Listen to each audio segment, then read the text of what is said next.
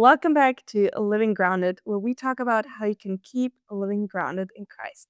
You're here with Lila and Tim, Hello. and we're doing another Q&A today. Hey. Yay! On Sunday, Gary covered the topic of friendship in church, and lots of people had questions about it afterwards, and we didn't get to all of them in the Q&A at church, so we're going to take the rest of them, try to answer them today. Gary talked about how unique and necessary friendships are, how we can cultivate them, and also we had a look at Jesus being our ultimate friends. Yeah. But as Tim would say, friendships are now small potatoes. I might say that. You might say that. If not, I said it. Yeah. They can have a huge impact on our lives and even our faith. And one person said in the question, God designed friendships for each other to prosper one another, but how can it be that there can be too many friends if the value and potential of the friendship is the same for everyone? Yeah. I think look, my understanding of what this question's getting at is part of what we wrestle with in the Q&A uh is there a space, is there a place where you might have to say no to friendship? Too many friendships. How and so on. So yeah, let's just validate, 100%. Look, I think there's four pieces to this puzzle, this friendship. How do we, how many friends, this sort of thing. Four pieces to the puzzle. One, friendships are good, 100%. And go back and listen to the sermon for all the reasons. But resources are limited, Sadly. sadly. Time, energy, uh, are realities. The third one is humans are human. So I think we do need to just accept that there are different personalities that will click and some personalities that just won't. Oh, yeah. And that doesn't mean they're not nice people or anything like that. It just some people you really click with and some you don't. Some you have shared interests with and you're more compatible with. Some people it works because you're an introvert and an extrovert and it just kind of fits. Whereas other people just won't. That's just human. That's not necessarily sin. That's just human personality and so on. But then the fourth one is that humans are also sinful. So seeing that in this friendship puzzle, we won't always value connect in healthy ways. Sometimes you get a lazy member of the friendship or a more narcissistic member of the friendship and so on. And this all has effects on how many friends you can have, how you spread yourself and so on. And uh, so I think though the one that I'll probably spend the time wrestling with on this piece of the questions, friendships are good, but resources are limited. Here's the principle: becoming friends with too many people will stop you from being good friends with everyone. Yeah, and being a good friend to them. That's right. So saying yes to a new friend is often saying no to another. Now, keeping in mind, I think there's a distinction. I think there is a close friend, there is a friend, and there is just as we've said, fellowship within the church, and then there's acquaintances. So I think ideally you've got one, two, or three really close friends, people you do life with. And that would be no matter what your context. I hope you would have at least one, but preferably two and even three. That's wonderful. But then you have friends. They're people who, I don't know, just add to some of the spice of life to have more than one, different perspectives in life, but also different enjoyments with them and so on. And they're people that you might catch up with every now and then. So a bit different to a close friend and so on. But here's where I think stage of life really matters with this. Okay. So there is a massive difference of someone moving from Germany to Australia, right? Anyone you know? You come to Australia and you're like, I want friends. Yeah. I want to make lots of friends. I need friends. I need friends, and I want to make some new close friends. So we talk sometimes. Some people use the language of your dance card. That's a pretty old school. I've used Lego blocks. So we all have a Lego piece of how much energy, time, friendship we're looking for, and some people, they come with almost an empty Lego block, going, I want to fill it up. I want more people. Other people, though, you'll find, and I think you see this most particularly when people get married and then when they have kids, they go from a young adult phase where often you've got a big Lego block and it's full with people to all of a sudden going, oh, my Lego block just shrunk to like four wings, whatever Yeah. they're called on top. And so you're like, I've got too many friends, or my husband had all these friends, and I've got all these friends, and how do we maintain all these friendships? And that's where it becomes really tricky. So I think first thing I'll say is it's really important to be mindful of your stage of life, Mhm. and also mindful of yourself. How many friendships can I maintain healthfully well without actually sacrificing all of them in some sense? Um, uh, Questions that I would ask: do I actually have one, two, or three close friends? Friends who will speak the truth in love to me. Mhm. Uh, and I think that brings a fairly Christian bent. It is possible for them to not be Christian, but that would be a rare situation. I think for a Christian, your closest friends probably should be Christian, and at the very least, very sympathetic and understanding of your Christianity. That's a tricky one.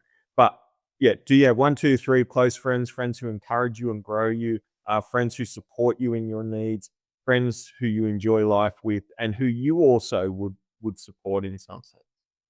Uh, Next question I would ask, and if you don't have that, well, pray Mhm. and be on the lookout. Yeah. Look for people who are also looking for a good friend. Uh, they're out there. We know they are. Yes. Uh, Next question I would ask though is, do I have too many friends that aren't good friends that I'm Yeah. trying to maintain relationship with? Who I feel a sense of responsibility for, but just it constantly feels like I'm failing towards them. Uh, are there one or two of those who should actually be close friends, Mhm. who I should prioritize time and energy with?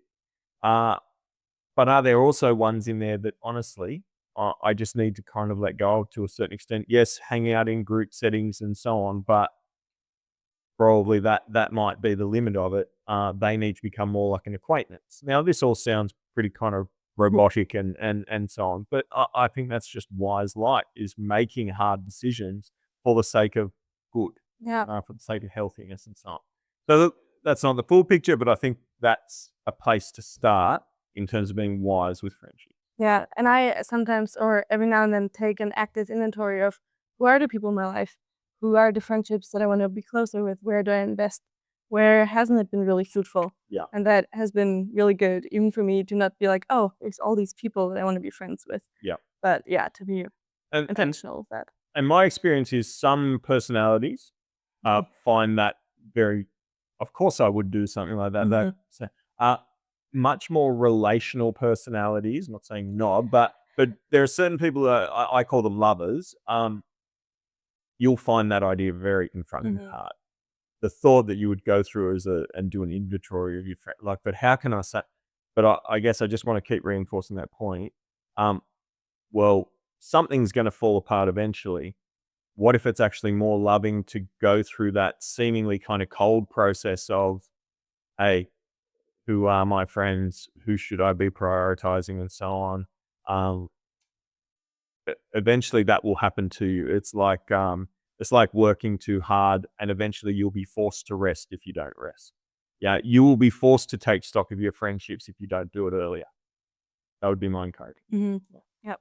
Next question: how can we be inclusive and different in the way we do friend groups as Christians to not become a clique culture like in many churches? Yeah. Oh man, is this a Germany thing? Do people talk about cliques in church culture Yeah, in Germany? Yeah. definitely. Feels like, yeah. I think this is such a difficult thing. I think it connects with what we just covered to a certain extent. Yeah, I reckon there's two main reasons anyway, that people kind of go church clickiness thing. Mhm. One could be that there's an unwelcoming culture at that church.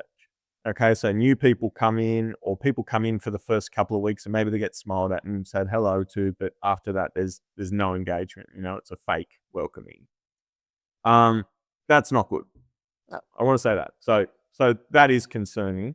If that's what we mean by church clickiness, that it kind of feels like you're walking into a group of people who don't want new people, that's really concerning.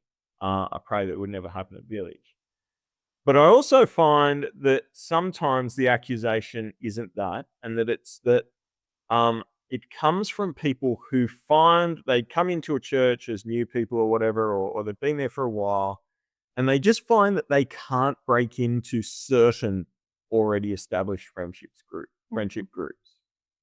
And I reckon we just need to be a bit careful with that one, because it's not a terrible or wrong thing for your Lego brick to be Mhm. full and not be available to have other people in it. That would actually go against the previous wisdom I'm suggesting of the other thing, Yeah. to just go, "Oh, a new person, just come Yeah. into our friendship group," like, that may just not be possible. And in my experience, I think people just need to check their hearts a little bit with this sometimes and just be a bit careful.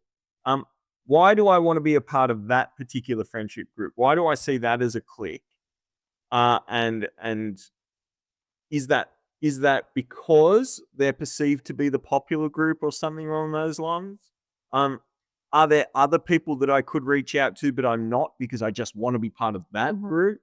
Um, I just think be a bit mindful of these things. I'm not saying it's not possible. Yeah. I'm just saying that sometimes the click thing is actually comes from a hurt of I'm not in that group, as opposed to I wouldn't be welcomed into any kind of friendship in the church. Mhm. And so I just would encourage, again, questions to ask. Are there other people I could reach out to and actually um, find a deep friendship with? Are there other people who are also looking for close They friends? usually are. There Yeah. usually are. And an interesting thing I've noticed is the best friends are sometimes the people who don't match up that well on the surface. Mhm. You know, be careful judging as the world judges. Looking at people's popularity, their social media presence, whether they're really good at sport or so. I don't know, whatever it might be that we kind of do this, and we all do it to a certain extent. We do this kind of, ticking down of like, do they fit this category, this category, this category? Just be a bit careful of that, okay? Um, and be mindful again, particularly those who've moved into that other stage of life, that people who've just had kids are often not in a space where they can handle new relationships because they're actually in the space where they're kind of shedding a whole lot of relationships, and that's really painful for them. They're not looking for new relationships. They're trying to figure out how do I kind of move on from some old ones. Um, so when you have eyes to see, I actually think that there's, generally speaking, lots of wonderful, genuine people you can connect with. And the best is when you do find people who are also looking for deep friendship, Mhm. and it can be found. So again, pray about that. Pray about your own heart. Pray about your church. Talk to, you know, you're from another church. Talk to your pastor. Sometimes talk to me at Village. If you're struggling with that, I often know other people Mhm. who are looking for deep friendships Mhm. and can point you in their way. But are you willing and open? That's part of the question. Yeah. Someone asked, what advice do you give to men who feel like sharing hard experiences with their friends is a sign of weakness? There seems to be a culture of suck it up, fear of being judged, even from genuine friends. Yeah, and I think this transcends men, even though sometimes it's more obvious in them. Pride is the killer of friendship. All people struggle with pride, and but I think there is a certain shape to this for men. Uh, And look, a lot has changed in this space. A lot of conversation about being vulnerable and so on, but I don't Yeah. think pride has changed. I Sadly not. No, I don't think so, and I think it's just um, sometimes now what it looks like is a fake vulnerability that kind of on the surface looks like really vulnerable, but actually isn't vulnerable at all. Mm. It isn't truly them. It's a kind of persona of vulnerability. So again, pride just sits under there, and I think this is where men, women, all of you, we all need to just wrestle with ourselves before God and go, uh, who do I want people to see me as? If you want people to see you as Superman, then uh, okay, but there'll be a sacrifice to that. You won't have real, genuine friendships. Mhm. You won't, and one day the truth is you'll be found out anyway. Always reminded of a good friend of mine who had a bit of this about him. That you know, and particularly wanted his wife, and your wife hopefully is one of your close friends, but really wanted his wife, I think, to see him as Superman.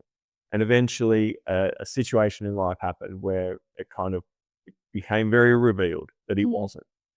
And this is what Jesus actually says himself. That people who choose to uh, try and be Superman will one day be shown who they are. This is Luke 8:17. You've got it there on your part. Yes. Yeah. For there is nothing hidden that will not be disclosed, and nothing concealed that will not be known or brought out into the open. Yeah, and I think that's life.